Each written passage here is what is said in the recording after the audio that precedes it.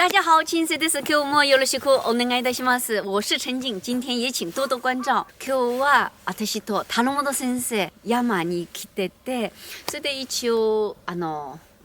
撮影とあと YouTube の打ち合わせもありまして、私の習慣は大自然の中に来てたらどうしても動きたくなりますので、さっき自分動いた時田本先生から撮影していただいたんです。今日は、レッスンじゃなく、レッスンはたまに生徒さんも言っていただくんですよ。最近毎日アップしてますので、毎日覚えれないから見てるだけの日もう増えてきましたと言ってたんで、だから今日はレッスンしないので、田本先生撮ったの動きどうぞ皆さんご覧ください。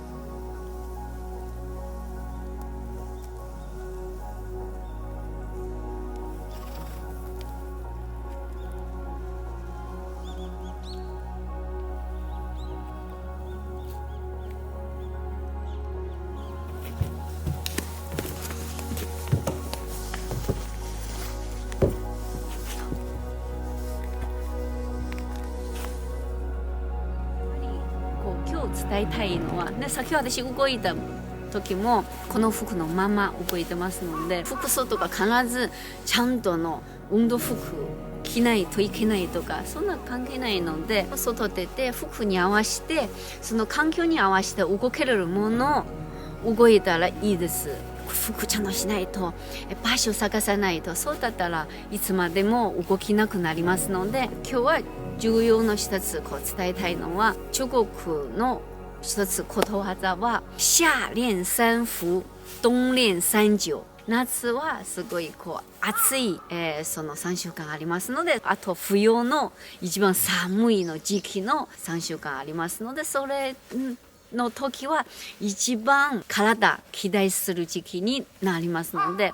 だから今こそ外出かけて、その自分の体、大自然のその今の時期の湿度とか寒さ合わせて練習することは、それこそ体と自然一体になっていきますので、私もみんなの気持ちめっちゃわかります。私もそうですけど、暖かい部屋で